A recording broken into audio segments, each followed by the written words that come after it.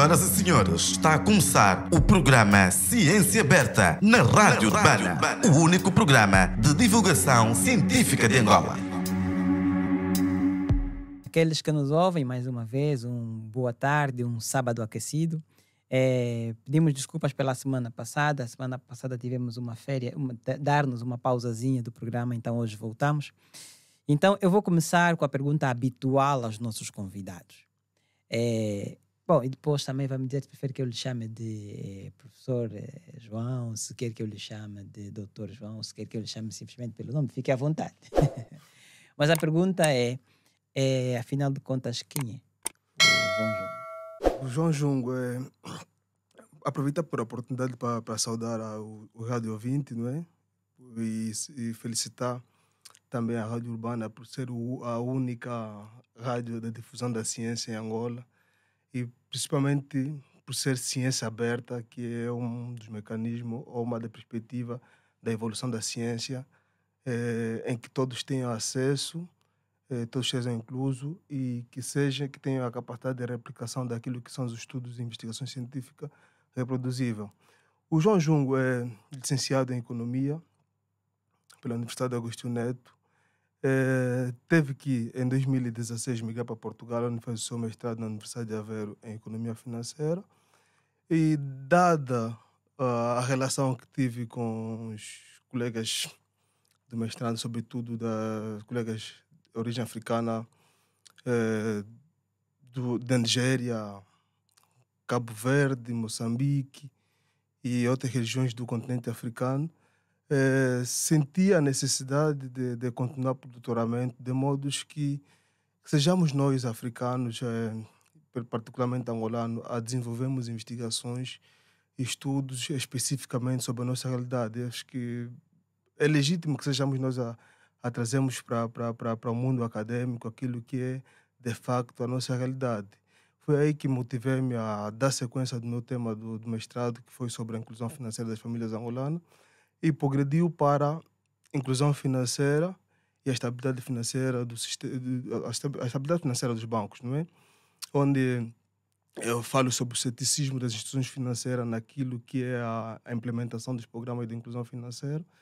E com isso decidi fazer uma tese clássica, uma tese por artigos, que é uma das propostas, uma das vertentes, uma da dinâmica que está a se criar agora para a comunidade acadêmica, no sentido de motivar também os estudantes de doutoramento para a cultura da investigação científica.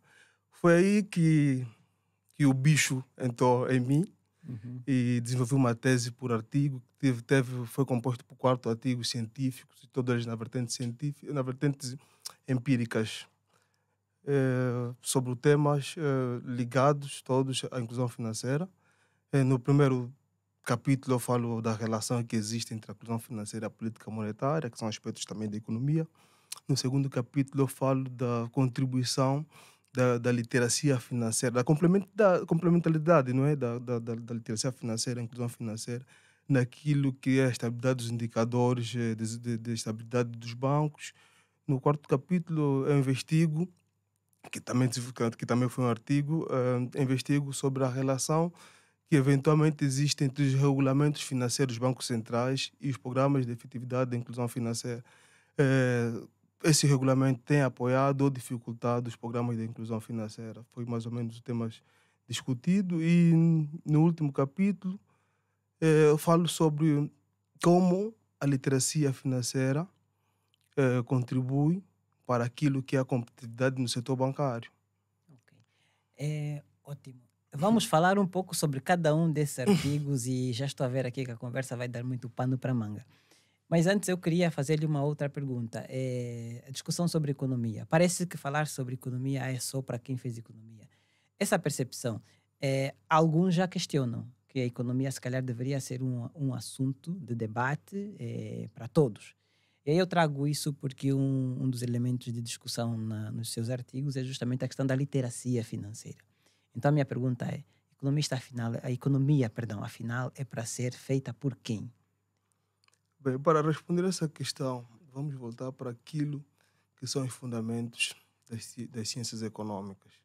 Primeiro, para aquilo que é o termo etimológico da economia, né? É uma ciência que nasce na regra da administração de casa, ok?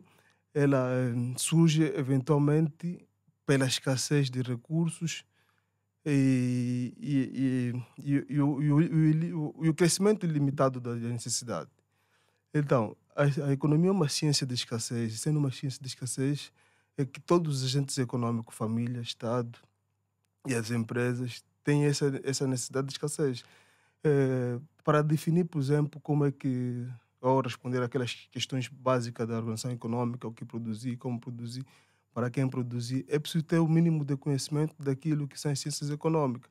Obviamente que para os economistas tem a necessidade, por exemplo, de aprofundar um pouquinho mais de conhecimento sobre a economia, mas o público em geral é fundamental que tenha o mínimo de domínio daqueles que são as questões econômicas e principalmente das finanças pessoais, pelo seu impacto no bem-estar pessoal e que isso também pode sinergeticamente traduzir para aquilo que é a conjuntura macroeconômica. Ok. Então, vamos agora pensar outra vez, do ponto de vista das famílias. O que é que acha que nos falta e que exige que exista um exercício de literacia financeira? Vejo que nós em Angola temos, por exemplo, temos 2 decretos, pelo menos, um que cria uma comissão nacional, do Projeto Nacional Econômico, alguma coisa assim, e uma outra que fala do Plano Nacional de Inclusão Financeira. E nesse segundo documento do Plano Nacional de Inclusão Financeira, se discute a importância da literacia financeira, inclusive da literacia financeira para grupos vulneráveis. Então a pergunta vem, de que forma essa literacia financeira ajudaria esses agentes? E de que forma a literacia financeira de comunidades mais vulneráveis contribuiria para, vamos assim dizer, melhorar a qualidade do que se faz ao nível do Estado, por exemplo, ao nível da organização de recursos, desses recursos públicos.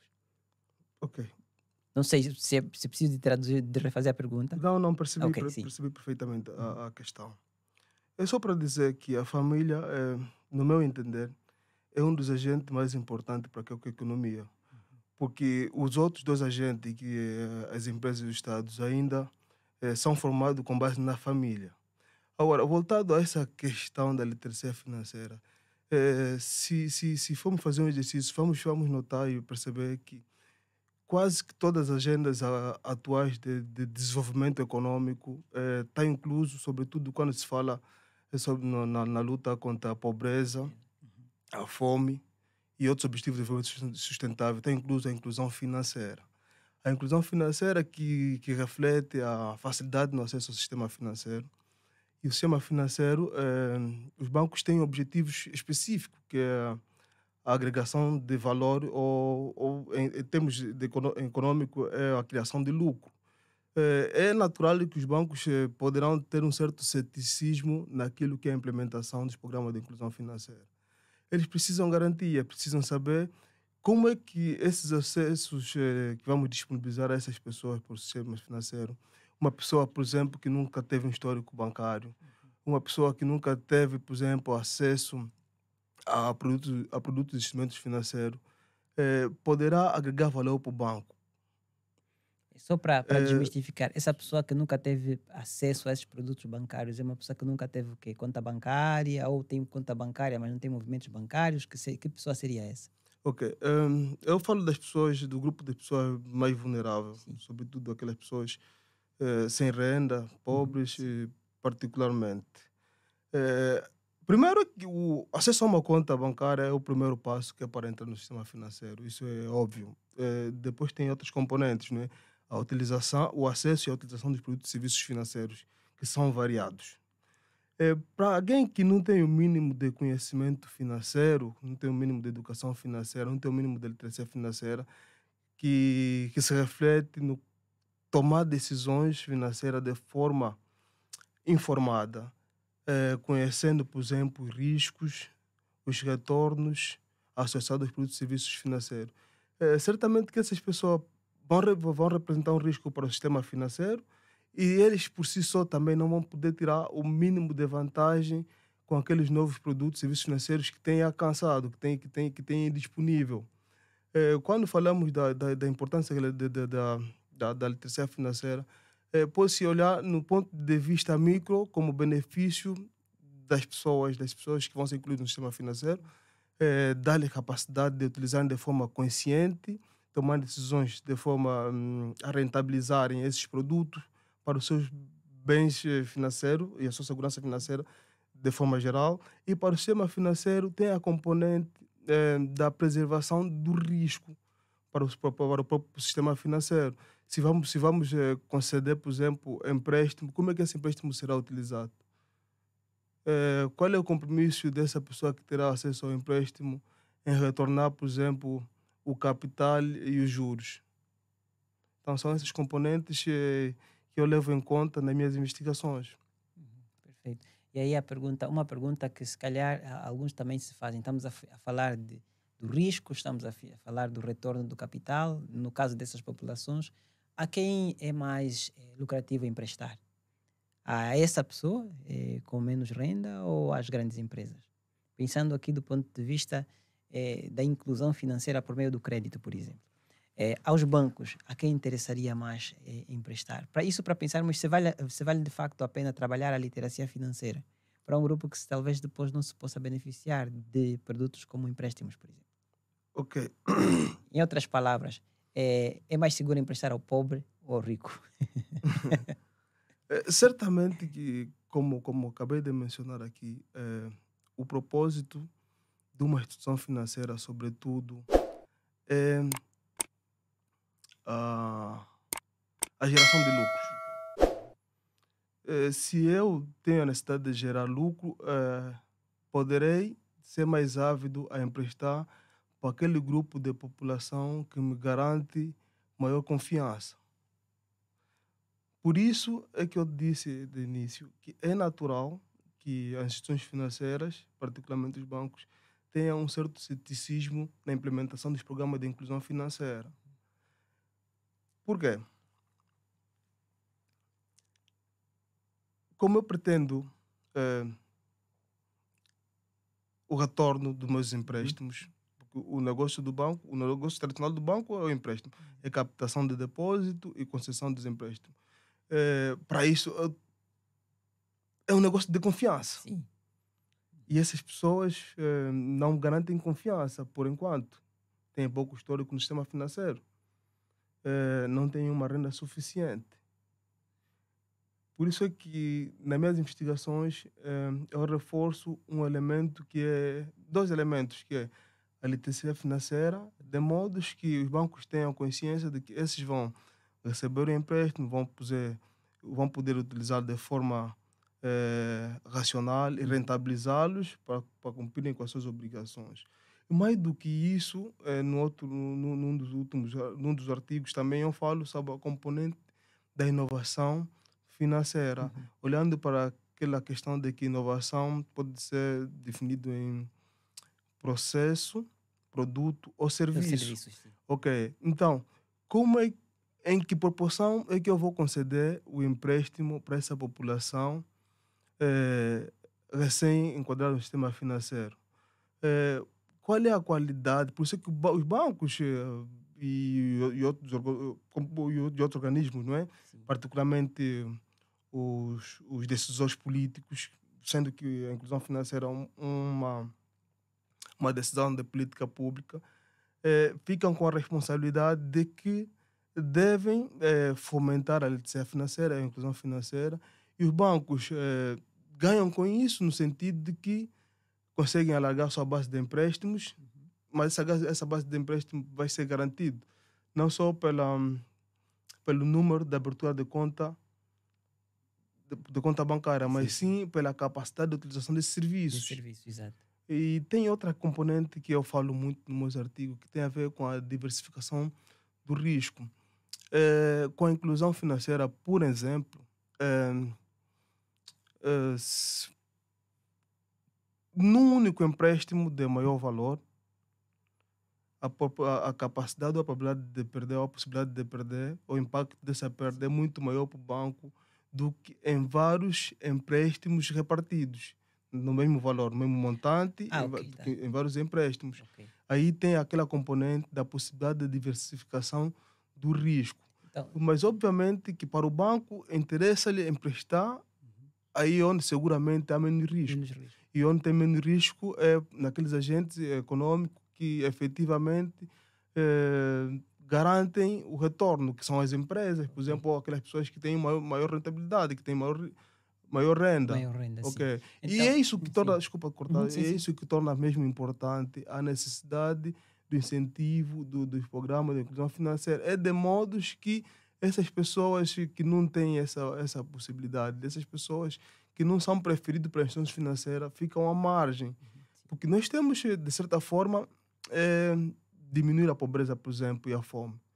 E há muitas evidências empíricas científicas que comprovam que o acesso ao financiamento pode efetivamente contribuir para aquilo que é a mudança de comportamento financeiro das pessoas. Poderão, por exemplo, empreender, poderão, por exemplo, investir em educação. E uma pessoa mais educada, teoricamente, é melhor remunerada. E com isso, terá a capacidade de exigir uma maior rentabilidade, um maior rendimento, não é? E com esse maior rendimento também reduz aquela questão da desigualdade de rendimento que em Angola também é muito forte, que ainda Exato. está que se encontra mais ou menos em torno acima dos 50%, segundo o índice de Gini. Ok. O que eu ia perguntar era, só para ajudar-nos a entender, diversificação dos riscos seriam, por exemplo, os microcréditos. É Sim, isso? sim, os Ah, ok, microcréditos. Sim, perfeito. sim, sim. É, É mais ou menos a uhum, questão. Eu tenho 1 milhão de kwanza. Ao emprestar esse 1 milhão de kwanza para uma única na pessoa. totalidade para o Felizardo, Sim. ou pegar neste 1 milhão de kwanza, repartir em vários empréstimos. Exato. Se o Felizardo for um cumpridor que recebeu 1 milhão de kwanza, automaticamente perco tudo. Exato. E se eu repartir esses empréstimos para vários microcréditos, Sim. a possibilidade de retorno, ou seja, o risco de perca é menor. Sim. Pensando nessa questão, há alguns trabalhos que têm sido feitos, sobretudo quando projetos sociais querem fazer algum tipo de transferência direta de renda. E uma das coisas que percebem é que entre os pobres há uma grande responsabilidade de devolução daquilo que lhes foi emprestado. E a minha pergunta é: há pesquisas sobre isso em Angola para pensar, por exemplo, se esse tipo de comportamento também se replica na população angolana? Porque, claro, qualquer população, as populações têm comportamentos diferentes em função dos valores sociais que também existem à volta dos assuntos, das questões. Então a pergunta é: o pessoal conhece alguma experiência dessas? Ou alguma pesquisa dessas feita com a população angolana, para justamente avaliar essa taxa de retorno de empréstimos ou ajudas feitas para grupos mais vulneráveis? Ok, eu não conheço um estudo específico, Uhum. que é dele empírico, sobre essa questão, assim, de forma específica, Sim. mas conheço um estudo muito mais abrangente que fala sobre. Foi realizado pelo BNA e o INE, um inquérito sobre a literacia financeira em Angola. E esse inquérito mostra que, de forma geral, o índice de inclusão da literacia financeira em Angola é de 34,7%. Quer dizer que as pessoas, ou seja, o conhecimento sobre os produtos e serviços financeiros em Angola ainda é fraco. Uhum. E se é fraco, a possibilidade, por exemplo, de alguém captar um empréstimo e não reembolsar, ou captar um empréstimo para a produção e aplicar em uma outra necessidade também é muito elevada. Por isso, é uma questão ainda por ser trabalhada, Sim. quer a componente do aumento da consciência financeira das famílias, Uhum. e quer a componente da inclusão financeira. Porque nesse mesmo estudo também verifica, se foi realizado no ano de 2012 e publicado no ano de 2023, também verifica-se que a taxa de bancarização, que é a população, o número de conta dividido pelo número da população, ainda é bastante reduzido. Falava-se nesse estudo em 32%. Sim. Sim, mais ou menos isso. Agora, um estudo específico sobre esse tema voltado em Angola, Pois. desconheço. O que eu tenho estado a fazer em termos de investigação científica, eu tenho estado a realizar um estudo com uma componente regional, partindo do pressuposto que a característica da Angola, Moçambique, ou seja, dos países africanos, tem particularidade, obviamente, mas também tem aqueles comportamentos mais comuns. Mas é uma gap que existe, sobretudo em Angola, e um campo de pesquisa com uma tendência muito forte ainda, e podemos, num futuro muito próximo, com recursos disponíveis, voltar para esse tipo de Esse tipo de investigações. exato. Pois. Esse fica aí, então, se calhar, um convite, né, às universidades, né, Sim, de sim, sim, começarem a sim, sim, trabalhar sim, com sim. essas informações e ver, de aprofundar, inclusive, né, o espectro das nossas pesquisas. Sim, sim, sim. Estamos a falar da questão da população mais vulnerável. E aí, uma outra questão sobre a qual eu gostaria de ouvir, e aí, como economista, principalmente, nós estamos hoje diante de um desafio que é a introdução de programas de transferência direta de renda. Programas que já existem, por exemplo, no continente europeu e vários países do continente americano. Portanto, Brasil, Portugal, etc. Vários países hoje têm esses programas de transferência de renda. Nós aqui iniciamos a experiência com o Quenda. E aí a minha pergunta é, pensando sobretudo nessa outra questão também da possibilidade de, por meio da atribuição de algum tipo de renda, a criação de comportamentos, como o professor falou há pouco tempo, comportamentos ligados portanto, comportamentos econômicos diferenciados. Qual seria, na sua opinião, qual acha que pode ser o impacto de um programa de transferência direta de renda como este, por exemplo? Olha, esse programa de transferência de renda é uma iniciativa boa e má. Sim. Boa no sentido de que as pessoas poderão ter recursos que é para a sua sustentabilidade, vindo do governo. E no sentido também de que poderão ficar acomodados, isso é a parte negativa, com relação a esse recurso. Mas, no sentido de que temos que ver, por exemplo, como é que é a característica da nossa população, da nossa economia. É muito voltada para o consumo. Qual é que será a capacidade, por exemplo, das despesas públicas em suportar essas transferências de renda? Por quanto tempo? Eu acho que o ponto de partida não é uma transferência de renda para o consumo, mas sim a facilidade no acesso ao crédito, sobretudo o crédito à produção, Ok. sobretudo a facilidade no crédito para as cooperativas, daqueles setores que são intensivos, por exemplo, em mão de obra, dos setores que é mão de obra porque não precisa muito um know-how muito forte Sim, das sim. famílias Das que para famílias, poderem sim. contribuir, Uhum. mas têm uma garantia de emprego e com Exato. isso também poderão, por exemplo, no setor agrário, contribuir para aquilo que é a segurança alimentar. Uhum. Sim. E também temos gasto, ou seja, a nossa economia ainda gasta muito com a importação de alimentos, algo que podia já se reverter. Uhum. Perfeito. Então, aí eu coloco uma pergunta, mas em muitos casos, essas transferências de renda visam famílias que não têm quase ou absolutamente nenhuma renda. Isso não seria um ponto de partida necessário para depois avançarmos para a discussão sobre transferência de renda para a produção? Sim, mas uma transferência é um ponto de partida necessário, ok? Para quanto tempo? A pergunta é para os economistas. Sim, para quanto tempo? Sim, temos que ver Sim, tudo quanto são sim, fatores de viabilidade exato, dessas propostas de exato. transferência de renda. E E então, depois tem sim. aquela componente comportamental. Uhum.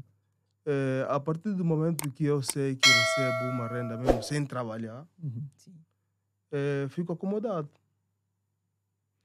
ok.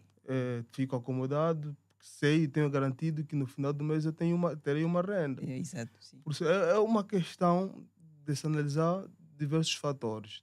Sim. Não é uma questão. Qual é que será, por exemplo, a capacidade dessa população em contribuir para a geração Ok, de renda para outras gerações? ok, perfeito. Então, temos que ver. Agora, eu discordo com essa componente de transferência de renda, por exemplo, para o consumo. Uhum. Sim, sim, sim, Uh, sim, sim, sim. Porque isso aí é um peso para o orçamento. Seria mais Sim, interessante uma transferência de renda para a da produção. produção, sim. Ok. E como é que nós despoletaríamos isso? Como é que isso poderia ser feito? Qual seria o caminho? E aí, pensando outra vez, de que forma, se calhar, a universidade, os pesquisadores podem começar a contribuir para pensar, para ajudar a formular esse tipo de alternativas, vamos assim dizer. Ok. Por que eu voltei a minha investigação para a inclusão financeira? porque a principal barreira dos microempreendedores, a principal barreira para as famílias tem sido o acesso ao financiamento. Muitas das vezes as pessoas têm projeto, querem investir em um determinado negócio, não conseguem avançar com esse projeto por falta do acesso ao financiamento. Na verdade, isso carece também de um estudo conjunto. Tem que haver sinergia entre os vários setores. Primeiro, a educação da população e o sistema financeiro, ou seja, os incentivos no acesso ao financiamento, quando tem programas específicos, concretos. E o mais importante era a capacidade do setor financeiro ou do setor dos decisores políticos em criar organismos próprios que dessem assistência até o projeto começar a vincar. Ok. Isso era muito importante. São esses aspectos micro que depois poderão fomentar o macro. Exato, entendi. E aí eu coloco uma outra questão, já que ainda estamos a falar, querendo ou não, da questão dos empréstimos, etc. É interessante para os bancos angolanos investirem na estimulação dos empréstimos como um negócio bancário, considerando aquilo que parece ser até uma baixa competitividade do mercado. Há espaço para os bancos acharem que o empréstimo é um bom negócio? Eu não sei se percebi muito bem Sim. a questão. Eu faço essa pergunta pensando um bocadinho num dos artigos que o professor publica, inclusive, que é sobre competição. Se calhar podia até ajudar de falando um pouco disso. É The Effect of Financial Inclusion and Competitiveness on Financial Stability. Ok. Nesse artigo, eu mostro que antes de falar do artigo, Sim. se eu percebi da questão, será viável para os bancos? Vou refazer a pergunta, se calhar. No final do dia, o fim do dia, usando isso como expressão comum, né? Os bancos, eles pegam o dinheiro que lhes sobra e devolvem ao Banco Mundial ao Banco Nacional e são remunerados por isso. É mais fácil, é melhor eles devolverem esse dinheiro ao banco ou é melhor emprestarem esse dinheiro para a população? Na forma de crédito. O que acontece no setor financeiro, o negócio tradicional do banco é a captação das poupanças dos agentes superavitários. Ok. E com isso, considera empréstimo. Esse é o negócio tradicional do banco. Perfeito. O banco, essa é a essência do banco. E depois, com o passar do tempo, os bancos foram evoluindo para outros modelos de negócio. Mas a essência principal do banco é essa aí, é captar recursos excedentes na economia e conceder para aqueles que de facto necessitam. Ok? Que são os agentes deficitários. Agora, dentro desse grupo de agentes deficitários, aqui em Angola, por exemplo, aparecem as empresas, não é? As empresas ou aqueles agentes que têm maior capacidade ou garantia, que representam menos risco para o setor. Sim. É aí que tem voltado a atenção dos bancos. Eu, nesse artigo, eu mostrei que, através de dados empíricos, que a atenção do banco, de facto, deve estar para aquilo que são negócio clássico, captação de depósito, concessão de empréstimo. Mas não deve deixar de lado ou à parte aquele grupo da população marginalizada. Porque se não se tomar medida, eles vão continuar no sítio em que estão. É preciso, na vez, do impulso. Ok? Mas, para preservar aquilo que é a estabilidade dos bancos, por exemplo, era necessário também dotar de capacidade de utilização desses recursos. Ok? Agora, essa componente da devolução do dinheiro captado para o Banco Central depende muito daquilo que são os regulamentos financeiros. O banco, volta e meia, em função das políticas monetárias, estabelece as taxas de reservas, as taxas de excedência de liquidez, e com base nisso aí os bancos poderão ter mais ou menos liquidez. Acontece que quando os bancos têm mais liquidez, facilmente poderão conceder empréstimo. E se os bancos tiverem menos liquidez, poderão conceder empréstimo, mas a um custo muito mais elevado também. Tem essa componente. Sim, eu penso que de alguma forma é isso aí que é o negócio do banco, não é? Então, nesse caso, bom, o banco, por enquanto, percebeu que não vale muito a pena emprestar à população. Então, quer dizer, considera empréstimo, é mais fácil emprestar ao Estado, é mais fácil emprestar a empresas, é isso ou não é exatamente isso? Não é isso que eu estou aqui a tentar explicar. O Não se banco... esqueça que eu não sou Sim, economista. sim, Estou a sim, lhe sim, fazer sim, a sim. pergunta de Sim, leigo. sim, eu estou a tentar, sim, também Sim, tenho que sim, tentar responder sim, de forma sim, nos entendemos e aquele sim. grupo de pessoas que têm o mínimo de conhecimento também perceberem Exato, mais ou menos aquilo que é a teoria exato, econômica sim. diz sobre a questão dos bancos. O principal fundamento do banco é mesmo a captação de depósito Exato. e concessão de empréstimo. Perfeito. A quem o banco deve conceder empréstimo? Empréstimos, sim. Teoricamente, os bancos devem conceder empréstimo para aquele grupo de agentes que representam menos riscos, Riscos, sim. ok? Representam menos risco, porque o banco não é dono do dinheiro. Pois. Deve garantir que esse dinheiro seja retornável, ou seja retornado. Então, certamente que poderá eleger aqueles agentes econômicos que representam menos risco, que são os agentes com uma garantia, por exemplo. Sim. Poderá ser também o Estado, ok? Uhum.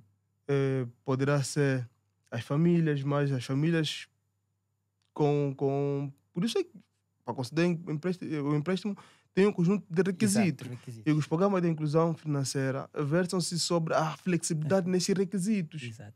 Por exemplo, lá vamos conceder um empréstimo para uma determinada família, mas não vejam a componente, por exemplo, da renda dessa família, mas vamos fazer com que ele rentabilize esse dinheiro através da assistência nesse crédito, através da capacitação na utilização desse crédito, para num futuro próximo fazer a devolução do Exato. capital e mais os juros. Exato. Sim, é mais ou menos a essência do banco.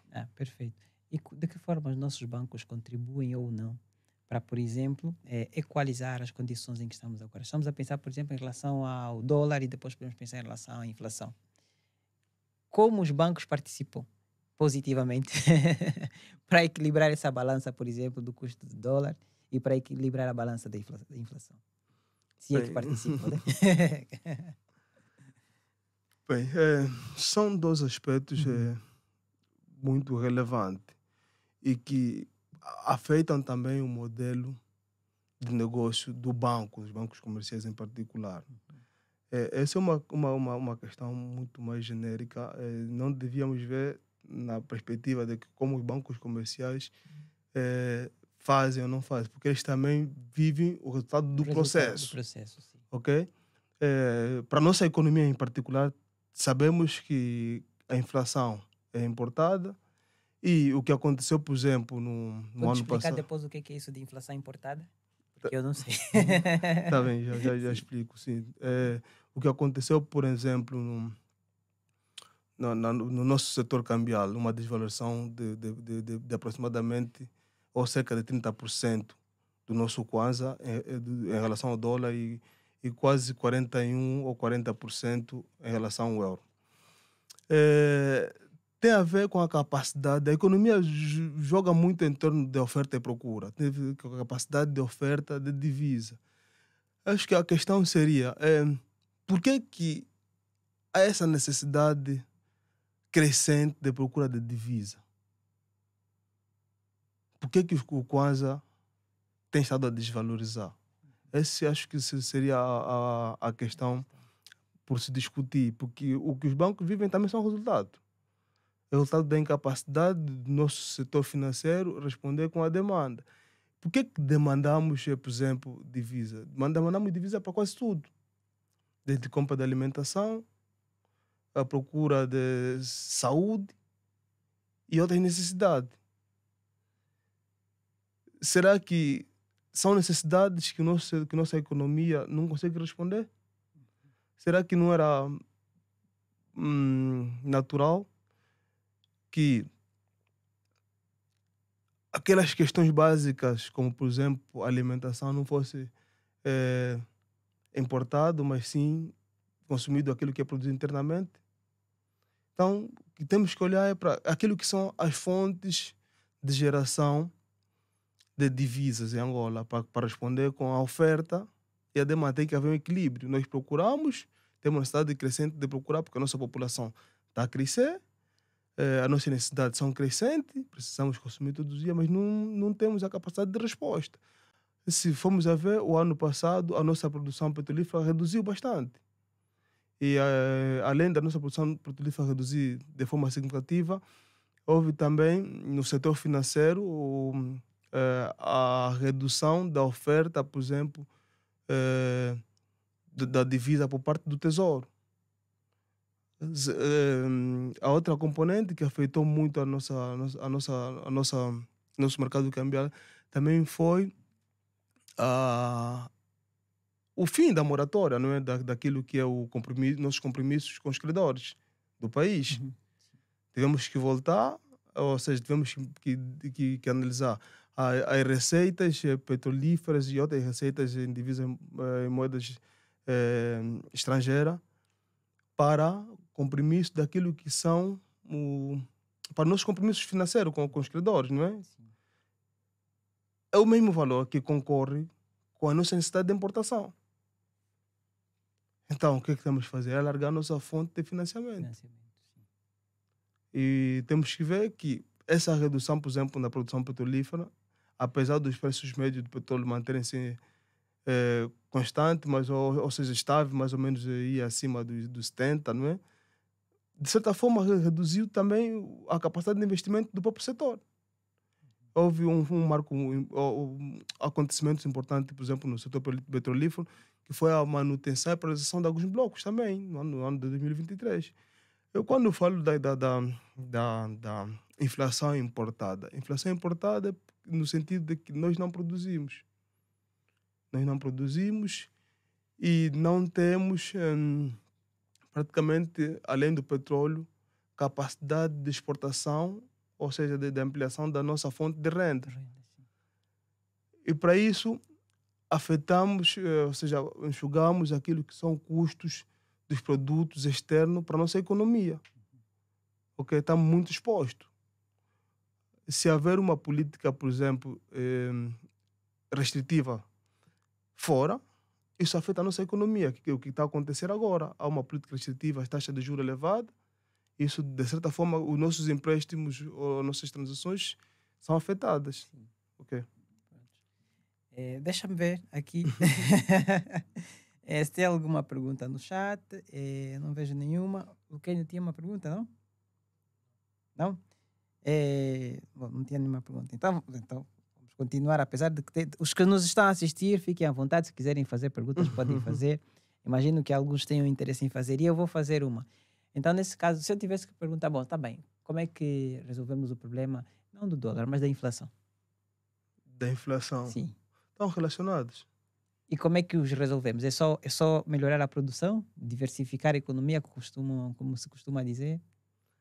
Olha, o ponto de partida seria a ampliação das fontes de renda, é fomento da produção interna, é fazer com que a nossa necessidade de importação reduza, que nós tenhamos o nosso mercado, a nossa oferta interna tenha que ter capacidade de responder com aquilo que são nossas procuras, não é? E o ponto de partida é a diversificação da economia, que ainda é tímida, não é? Sim. Esse seria o ponto de partida. Mas qual é a outra questão que fez? Desculpa. Não, no fundo é a mesma questão. Sim. Que eu perguntei se era só sim, estão relacionadas. Poxa, sim, estão relacionadas. São questões que se há necessidade de importação de tudo, não é? Sim. Da matéria-prima e a desvalorização do nosso kwanza, Sim. e, teoricamente afeta os preços. E afetar os preços afeta os custos de produção. Sim. Então, são coisas sobre as quais eu acho que somos todos convocados a pensar. Não só os economistas, mas se calhar os fazedores de políticas públicas, mas mais importante ainda é a universidade. Né? E aí eu pergunto qual acha que pode ser o papel da universidade para ajudar a encontrar solução para essas várias preocupações, para essas questões. Porque a discussão que fizemos também entendo e muitas vezes referiu, consegue refletir sobre isso como resultado das suas próprias pesquisas. Sim, sim, sim. Então, qual seria o papel da universidade, dos pesquisadores, e acha que eles estão a cumprir o seu papel? Bem, o conhecimento científico é de aceitação geral que contribui significativamente para aquilo que é a mudança, desenvolvimento econômico e financeiro. Por exemplo, nessa questão da escassez de recursos.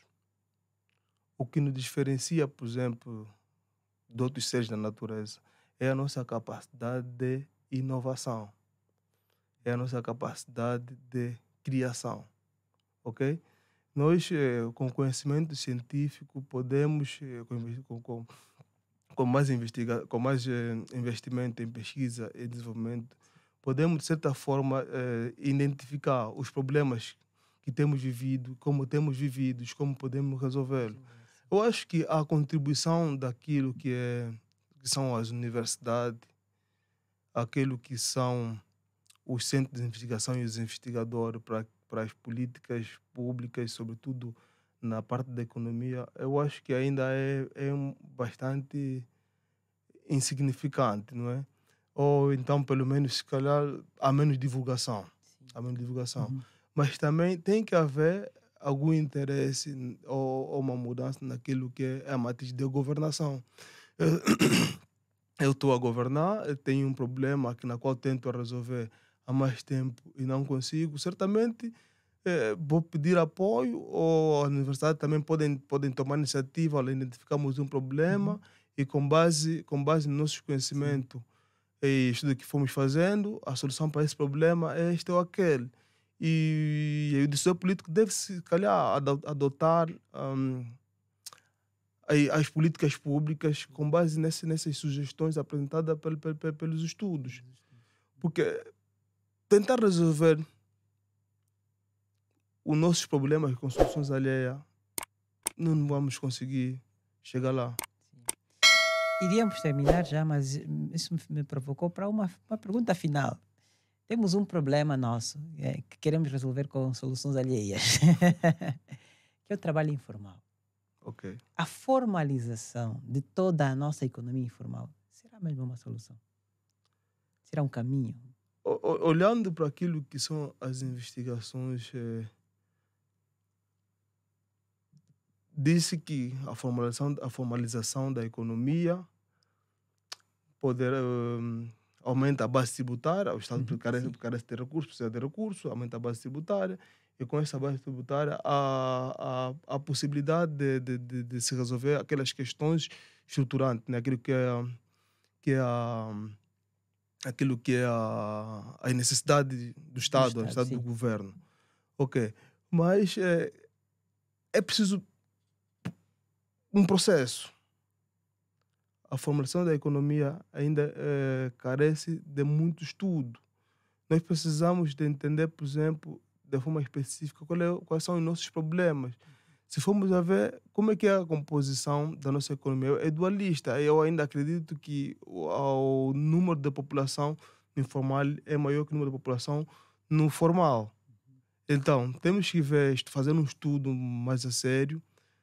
Aí que devia entrar as universidades, um estudo muito mais a sério do ponto de vista comportamental, a identificação do ponto de vista comportamental, do ponto de vista financeiro, identificação das possíveis soluções que é para a resolução desse problema, né? Eu acho que tentar resolver com nossos estudos, fomentar estudos, incentivar as universidades, aumentar o financiamento para despesas, por exemplo, com a educação, aumentar o financiamento para a investigação e desenvolvimento, é a base. Não é por acaso, por exemplo, que até no ano 2017, 2007, segundo o último relatório que eu tive acesso, os Estados Unidos, por exemplo, era o que liderava em termos de investigação e desenvolvimento, onde em cada 1000 habitantes, pelo menos 15 eram investigadores. Ok? É importante fomentar a investigação em Angola, quer de forma institucional como de forma independente. É importante isso aí no sentido de que várias soluções poderão ser identificadas.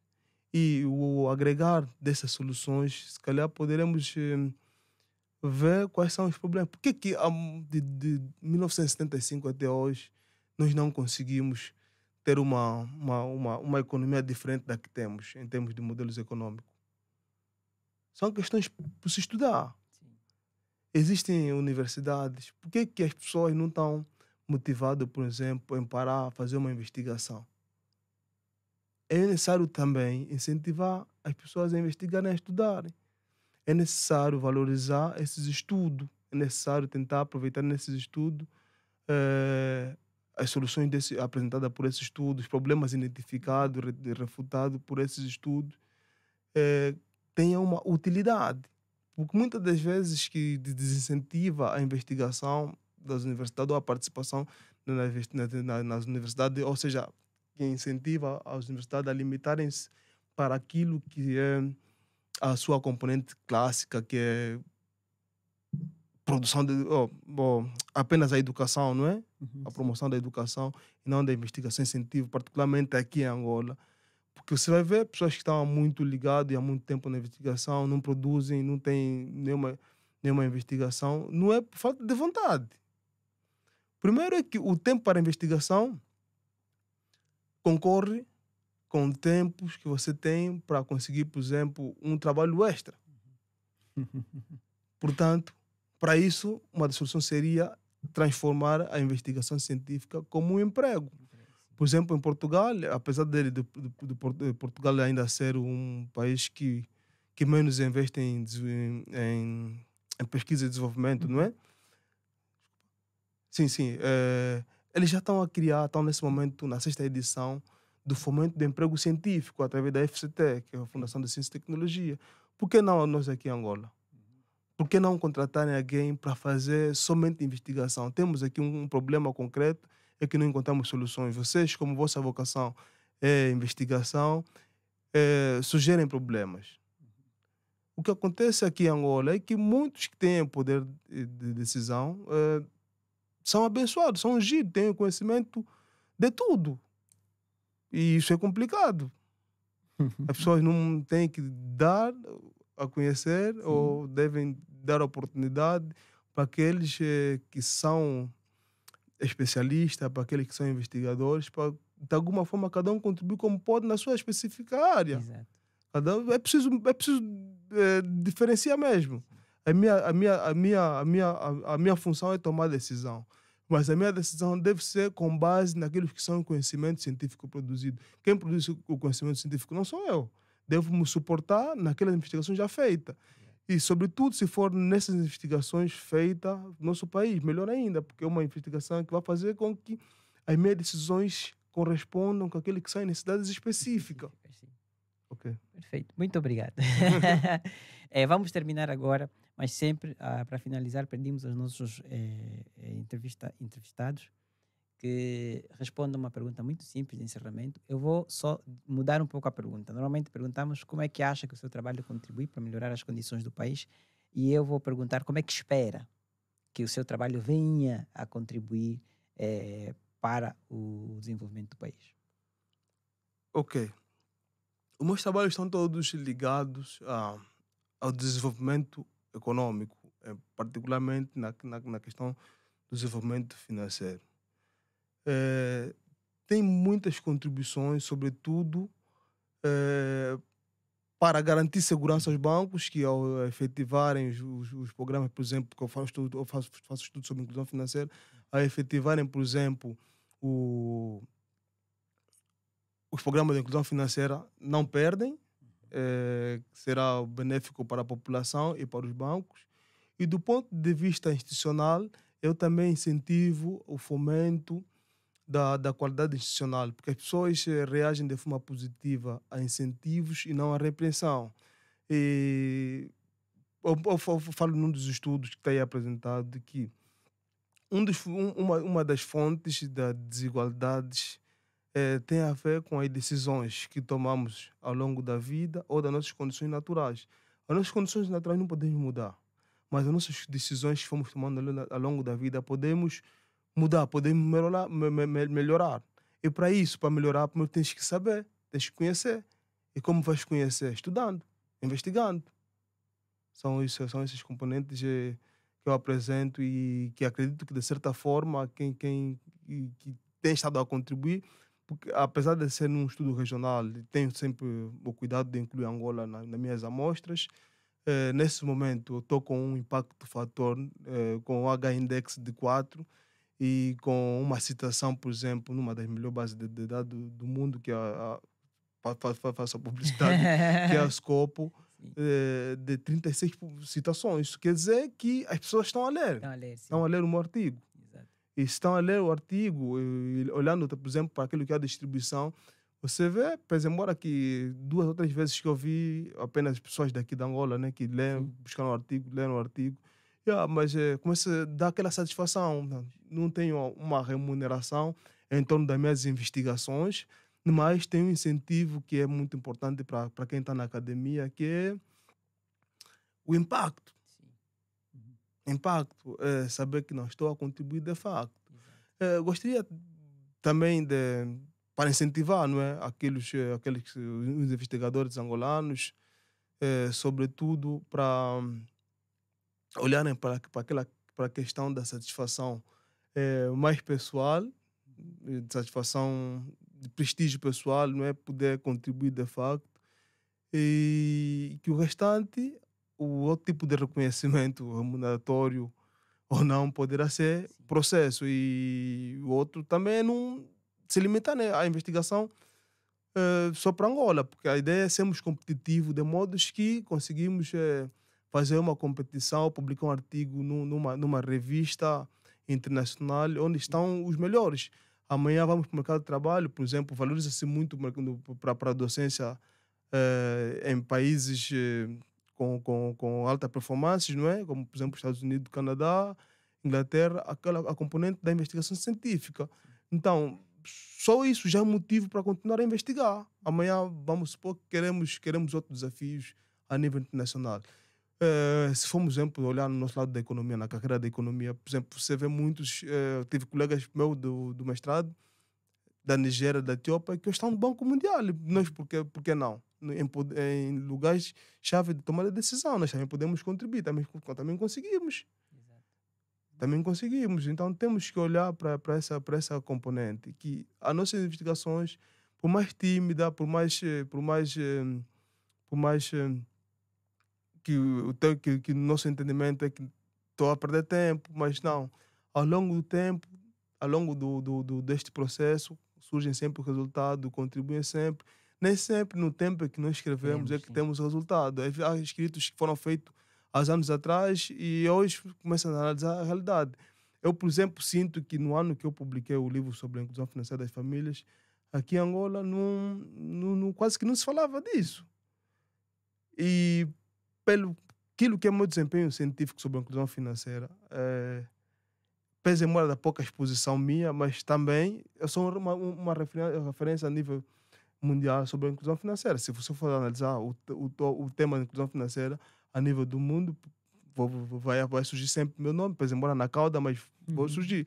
Então, se houvesse oportunidade, efetivamente, podia também contribuir aqui. Há muitos programas de inclusão financeira. Por exemplo, houve um programa, por exemplo, de expansão de serviços financeiros há pouco tempo, criado pelo BNA, que de certa forma podia também contribuir nesses aspectos. Sim. Então, Dr. João Jungo, muito obrigado. Foi um prazer tê-lo. Agora, no final, como viu, o final do programa sempre nos embala. Ficamos muito mais inspirados. Sim, sim. Então, eu lhe agradeço muito também. Peço desculpas que acabamos até passando um pouco do tempo que tinha pedido que nós não ultrapassássemos. Mas lhe agradeço muito por ter vindo para cá. Mais uma vez, quero ressaltar que é a primeira vez que vem para o programa alguém da área de economia, um economista, falar sobre economia.